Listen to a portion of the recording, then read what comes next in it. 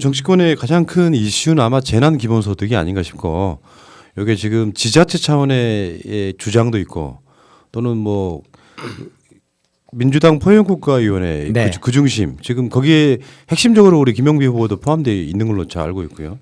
근데 그렇죠. 포용국가위원회 중심은 아니고요. 네. 후보자들, 그러니까 원외 후보자들. 예. 뭐 이런 측면이 있고, 어쨌건 어저께 문 대통령이 이재명 지사의 그 재난 기본소득 건의하는 거에 뭐 검토할 수도 있다라는 뉘앙스의 말씀을 하셔가지고 그 부분이 좀 상당히 이슈가 됐다라고 하는데, 네.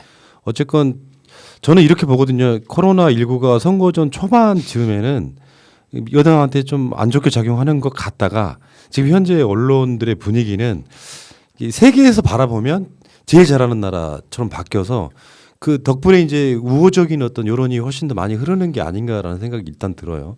근데 그걸로 끝나면 안 되고, 저는 재난 기본소득 이슈는 선거가 끝나더라도 계속 이슈가 됐으면 좋겠다는 생각을 해봐요. 그 지금 이제 전 세계적인 아까 모범 국가 중에 하나로 우리 당장 대한민국이 굉장히 각광을 받고 있는 데다가 오늘도 보니까 특정 보수 신문의 일면 톱 기사가 4개의 진단 키트 회사, 한국의 회사가 주문을 대량으로 받아가지고 외국에서 대박이 났다라고 하면서 이제 한국이 이렇게 신속 진단 키트를 개발하고 체계적으로 대응할 수 있는 전문가들을 보유했다는 점에서 대한민국은 참 대단한 나라다. 뭐 이런 이제 기사를 썼더라고요. 그러니까 그런 이제 그럴 정도로 상황이 이제 좀 변해가고 있다라는 점을 이제 볼 수 있는데, 그럼에도 불구하고 여전히 이제 전체 우리 경제 상황이나 혹은 현재 상황뿐만 아니고 조금 한 뭐 3, 4개월 앞만 내다보더라도 굉장히 사실은 이 암울한 그런 이제 상황이에요. 왜냐하면 경제라는 건 기본이 사람이 만나고 모이고 왔다 갔다 하면서 거래라고 하는 것이 이루어지는 것이고, 그 거래라는 걸 통해서 경제가 이제 돌아가는, 회전하는 건데, 이게 사회적 거리두기 뭐라는 말도 있지만 기본적으로 사람들이 뭐 몇 명 이상 모이는 것 자체를 꺼려하는 분위기고, 뭐 거래를 한다면 대부분 다 온라인으로 일부 하는 것 정도지 소비 규모 자체가 아주 소수 가족 단위로밖에 이루어지지 않는 이런 상태에서는 정상적 자본주의가 자기 기능을 할 수 없는 상황에 빠져버리는, 모두가 잠을 자는 듯한 최소한의 자기 기능만 유지하는 이런 이제 상태가 되기 때문에 그런 점에서 보면은 이 정부와 국가의 역할이 그 어느 때보다도 중요해지고, 정부와 국가의 역할이 이제 좋은 리더십으로 확실히 자리 잡을 때만이 이것을 극복해 나갈 수 있다라고 하는 그런 점에서 보면은 국민들도 이제 이게 단순히 그냥 뭐 약간 잘한다 못한다 품평하고 비평하는 정도 수준으로는 안 되고, 책임 있게 이 상황을 돌파할 것이냐, 돌파하려면 현재 있는 정부와 여당과 리더십에다가 훨씬 더 뭐 물론 보완도 해야 되겠지만 힘을 실어서 잘하는 건 더 잘하고 조금 부족한 거는 조금 메워가면서 이렇게 가야겠구나, 이런 쪽으로 확실히 저는 뜻을 모아야 되지 않나. 그리고 또 그런 여론이 지금 이제 상당히 확산되고 있는 중 아닌가. 예, 그렇게 생각이 돼요.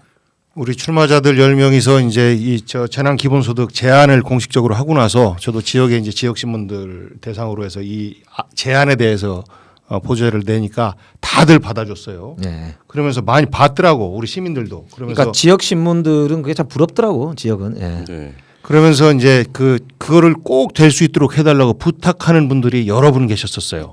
그게 가능해요? 그래서 최선을 다하겠습니다.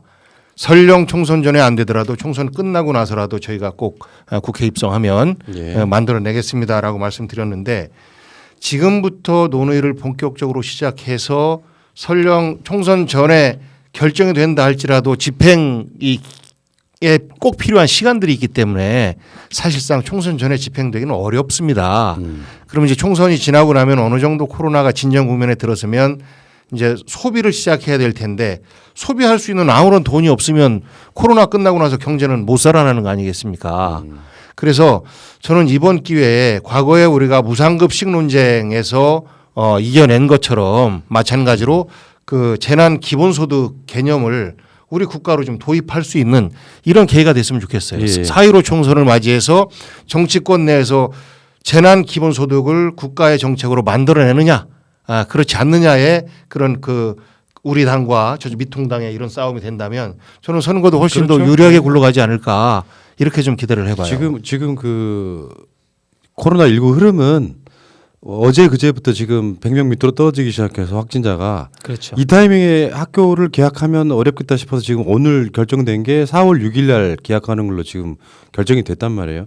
그 정도로 상황은 심각한데 이제 자유한국당에서는 기본소득, 재난기본소득에 대해서 대체적으로 그런 것 같아요. 그러니까 반대하는 건 아니고. 아니 심재철 씨는 헬리콥터식 현금 네. 살포라고 그랬지 않습니까? 그러니까 디테일로 들어가 보면 완전히 반대하는 건 아니지만 진짜 어려운 사람한테 주는 것까지는 뭐 또는 대구 이렇게 표현하고 있지만 사실은 그 선별하는 것도 사실 비용이 엄청나게 든단 말이에요. 당연하죠. 그 이제 그 김경수 지사의 제안은 선별하는 것들이 너무나 어려우니 우선 국민들에게 일괄 지급하고 그 다음에 이제 내년에 그 세금이나 이런 형태로 해서 환수하자. 이것을 소득 몇 분위까지 할지는 그 이후에 논의해도 늦지 않는다. 이제 이런 제안인데 이것을 갖다가 보수 언론이나 또 미통당에서는 국민 모두에게 잘 사는 사람한테도 일괄 퍼주기다. 그러면 세금 부담만 가중된다. 정말 앞뒤 이 저 기사 문맥을 보면 말도 안 돼. 말도 안 되는 말들을 갖다 붙였던데요. 저는 이런 논의 자체가 굉장히 긍정적이라고 보고 정치권 내에서 좀 더 좀 활성화시켰으면 좋겠고 대통령께서도 예, 이것이 어려운 측면은 있으나 이 논의를 문 닫아 놓지 말자라는 뉘앙스로 말씀을 하신 것은 이것을 우리 정치권에서 혹은 국민들이 이 재난 그 기본소득에 대해서 좀 더 적극적인 토론을 좀 해서 국민의 생각이 어디가 있는지를 좀 확인시켜 줬으면 좋겠다라는 말씀 아니었나 싶어요. 네, 맞습니다. 그러니까 오늘이 원래 국회 마지막 날이잖아요. 그래서 예결위가 오늘 이제 마지막 원래 결론을 내고 추경안을 처리를 해야 될 입장에 있는데 지금까지 논의된 걸 보면은 정부가 11조 얼마 몇천억 정도를 내놨고 그게 이제 상임위별 심사를 거쳐서 아마 한 6조 이상 증액이 돼서 18조 가까운 돈이 지금 이제 뭐 깎자 말자 이러면서 논의가 되고 있다고 지금 되어 있어요. 아까 그래서 이제 각 당의 입장은 말씀을 주셨는데 그 사실은 이제 일단 추경 이거는 제가 볼 때는 현재처럼 좀 증액을 해서 하는 대로 일단 급한 대로 처리를 하는 게 저는 일단 당장은 중요할 것 같습니다. 그래서 최대한 급한 불은 끌 수 있는 데까지 최대한 꺼보기로 하고요. 다만 대통령께서도 말씀하셨지만 2차 추경 혹은 그 이상 가는 대책도 정부가 전례 없이 비상한 각오로 전례 없는 대책을 세워라 이렇게 이제 말씀을 예. 하셨는데 그게 저는 이렇게 보면 된다고 생각해요.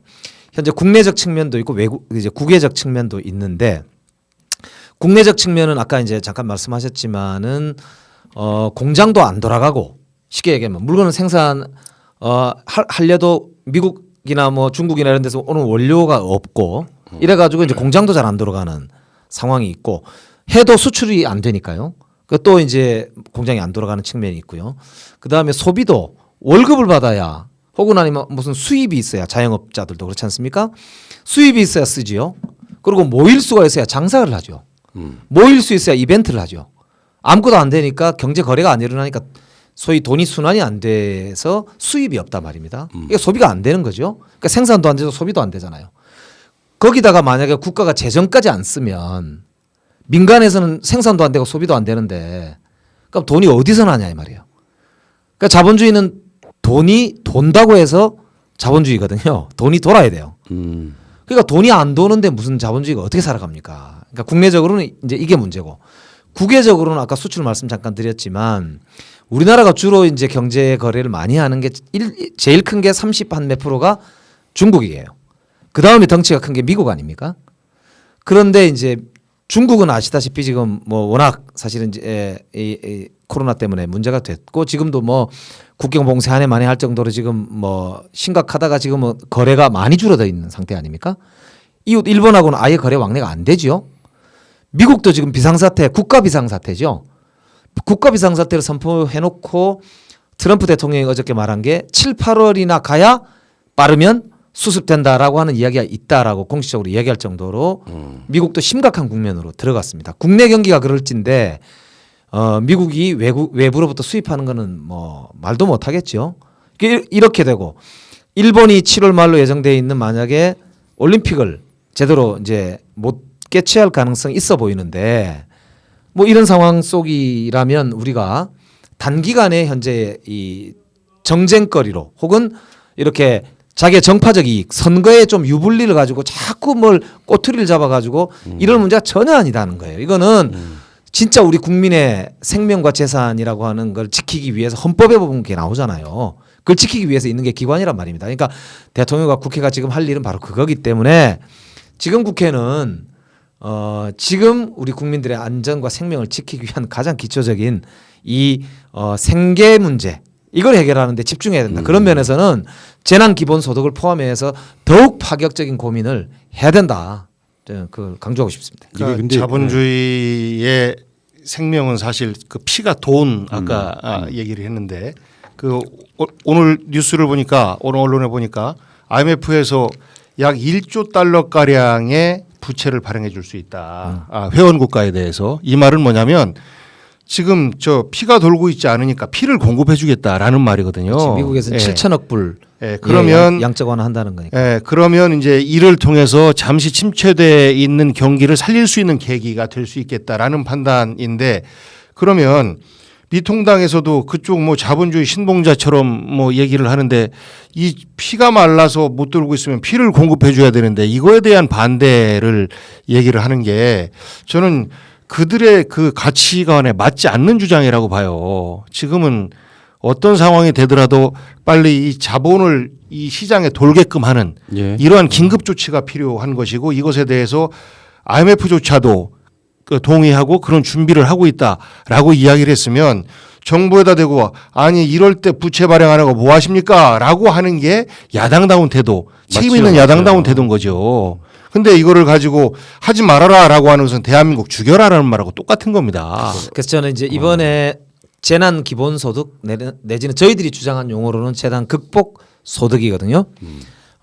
이거를 이제 두 갈래로 지금 논의가 좀 모아져 있는 것 같아요. 하나는 당장 이 위기를 극복하기 위한 긴급 지원, 현금성 지원이죠. 현금 포함해서 현금성 지원으로서의 재난 수당 이런 개념하고요. 그 다음에 이 사태가 앞으로도 전 세계적으로 반복될 우려가 실제로 있습니다. 그래서 이제 심지어는 올림픽도 앞으로는 선수들만 경기하고 전부 다 이 증강현실 같은 걸 끼고 이 PC방 같은 게 쫙 있어가지고 1인실들을 쫙 모아놓고 이 열린 이 소통 네트워크 만들어가지고 거기서 이렇게 응원하고 한다 이런 이야기가 나올 정도로 소비 행태가 확 바뀔 것이다. 전 세계의 다양한 인종들이 모여가지고 그냥 아무 이 검사 없이 그냥 이렇게 모이는 건 앞으로 어려워질 상황도 생길 수도 있다. 이럴 정도로 지금 이제 사실 사태가 발전할 수도 있다는 거예요. 그러니까 소비 행태 확 변할 거라는 거죠. 그러니까 이런 이제 여러 가지 앞으로 코로나 이후의 새로운 글로벌이라고 하는 글로벌 소사이어티죠. 그런 점에서 보면 재난 기본소득이라고 하는 걸 아예 법제화시켜서 이거를 기본소득 개념으로 발전시키자.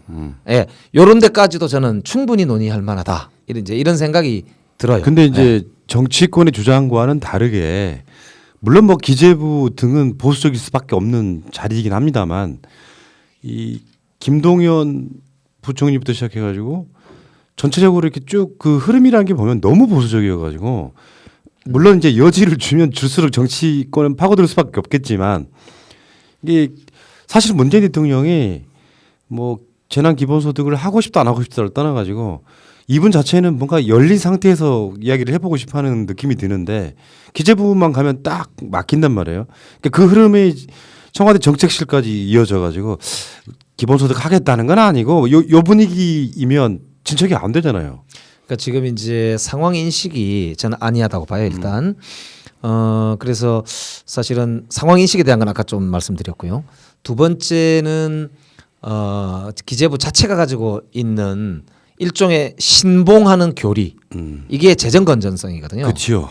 예, 재정 건전성 논리는 근데 뭐냐면은 그게 세금을 원래 적당히 작게 걷어가지고 작게 쓰는 그게 이제 재정 건전성의 논리의 핵심이에요. 왜 그러냐면은 그거는 기업이 기업 활동을 하는 데에서 세금을 많이 걷으면 부담이 된다라고 하는 아주 기초적인 초기 자본주의의 논리로부터 시작하거든요. 근데 지금은 사실은 아시다시피 우리나라는 삼성이라는 데가 법인 전체의 이익, 순이익의 절반 이상을 차지할 정도로 이게 이제 덩치 큰 회사 몇 개가 우리 사회의 전체 부가가치의 상당 부분을 생산하고 있는 나라거든요. 그렇기 때문에 일반적으로 무슨 기업에게 세금이 어떻게 되면 어떻게 이제 부담이 된다 이런 거는 이미 지나간 지 오래됐어요. 그렇기 때문에 맞춤형으로 최대한 많은 다수의 중소기업들이나 벤처기업들한테는 부담이 덜 가면서도 오히려 활력을 주고 지원할 건 확실히 지원해주고 그러나 이득이 많이 나는 곳은 그런 적절한 수준으로 더 걷어들여서 그게 전체 경제 생태계가 공존하는 방향으로 갔어야 되는데 많이 벌면 벌수록 거기는 오히려 세금이 다른 데하고 율이 똑같다 보니까 덜 걷는단 말이에요. 그러니까 이거에 고착되다 보니까 사실은 기재부라는 데가 소위 재벌과 일부 이제 독점 주체들한테 포획돼 있는 거 아니냐. 그래서 굉장히 보수적이고 너무 지나치게 방어적이다라고 하는 그런 이제 비판을 계속 받아왔거든요. 근데 지금 그 면모가 이제 좀 확실히 드러났다 이렇게 볼 수 있겠습니다. 그러니까 시야도 굉장히 좁은 거죠. 조금 전에 말씀드렸던 것처럼 IMF가 그렇게 1조 달러를 얘기할 수 있었던 것은 또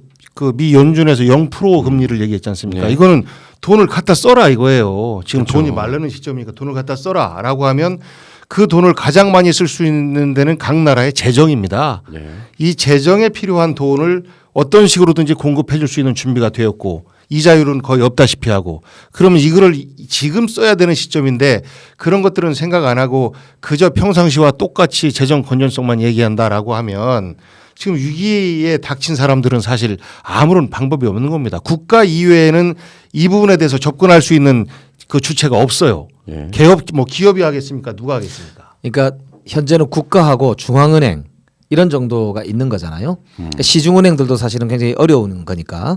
그럼 중앙은행이라는 데가 미국 같은 경우는 연준, FRB 거기가 그래서 금리 자체를 거의 0%대로 내려버리고 그리고 7천억 달러에 가까운 돈을 양적 완화를 하겠다고 돈을 풀겠다고 한 거 아닙니까? 그러니까 미국 같은 경우는 사실상 연준이 정부기구하고 같아요. 그렇기 때문에 정부에서 돈을 푸는 거랑 개념은 같습니다. 왜냐하면 거기는 발권 국가이기 때문에 달러를 찍어서 뿌린다는 거는 그렇죠. 정부가 재정을 쓴다는 거하고 개념이 크게 다르지 뭐 물론 다릅니다만 이 전 세계적 기축통화기 때문에 이건 완전히 예. 다른 같은 개념이라고 봐야 되는데 우리나라 같은 경우는 우리 복비 말씀대로 이 중앙은행이 가지고 있는 여력도 우리가 발권 국가가 아니기 때문에 그렇게 네. 돈을 막 찍을 수가 없습니다. 그럼에도 불구하고 0.75까지 내린 거거든요. 이건 사상 초유의 일이거든요. 그럴 정도로 중앙은행이 저렇게까지 대한민국에서도 금리를 내렸으면은 정부는 그 이상 가는 역할을 해야만 이 기업이나 가게 특히 중소기업 그중에서도 자영업자들 이분들의 어려움을 해소할 수가 있는 거예요. 예. 은행에서 자영업자가 돈을 빌리는 것도 한계가 있는 거거든요. 그렇기 때문에 이거는 세금은 이럴 때 쓰라고 있는 겁니다. 그러니까 어제 문 대통령이 이제 그런 이야기가 있어요. 도입 가능성을 열어놓은 게 아니라 토론 가능성을 열어놨다. 이게 일종의 말장난 같은 건데 어떻게 보면 결은 이런 거 있잖아요. 기재부한테 뭐 해라 말아라 좀 하기는 좀 그런 예산이라는 게 그렇지만 닫아놓지 말고 논의를 한번 할 수 있게 해보자라고 이야기를 하면 눈치껏 그러니까 토론 자체를 열어놔야 되는데 어떨 때 보면요 청와대 참모들도 갖고 싶으면 물론 이제 이 보수 언론의 갈라치기일 수도 있는데 청와대 관계자는 뭐 토론 가능성을 열어놓은 것이지 도입 가능성을 여는 게 아니다 이런 식으로 약간 말장난 비슷하게 하는데 이럴 때는 좀 눈치껏 봐가면서 어느 정도는 토론 자체가 되는 건 문 대통령도 바라는 바일 거 아니에요. 왜냐하면 저는 그러실 거라고 봐요. 그러니까 복지국가로 가는 길에 있어서 이런 토론들이 한번 산을 넘어야만 맞습니다. 되는 상황인데도 불구하고 그걸 딱 닫아놓기 시작하면은 안 되는 거다. 그러니까 소모형이 아니라 그러니까 청와대 내에서 보자면 이럴 때 정무수석실이 역할을 좀 해야 되고 근데 말을 정책실은 특성상 중립이거나 약간 보수 쪽에 가까운 입장을 취하는 게 이제 일반적인 거고 정무수석실이나 홍보수석실이 좀 세게 치고 나와야 되는 거 그러니까 이 아니에요? 문제를 도입 가능성이 아니라 토론 가능성으로 표현한 것은 이게 도입 가능성을 두고 얘기한다라고 하면 바로 정쟁거리가 그렇지. 되니까 그것을 피하기 위해서 토론 가능성 토론을 뭘 갖고 합니까? 그것을 도입하느냐 마느냐 갖고 토론하죠. 결국은 뭐 말장난 비슷한 건데 그렇죠. 정쟁거리가 되는 것을 피하기 위한 부득이한 단어 선택이 아니었나 싶고요.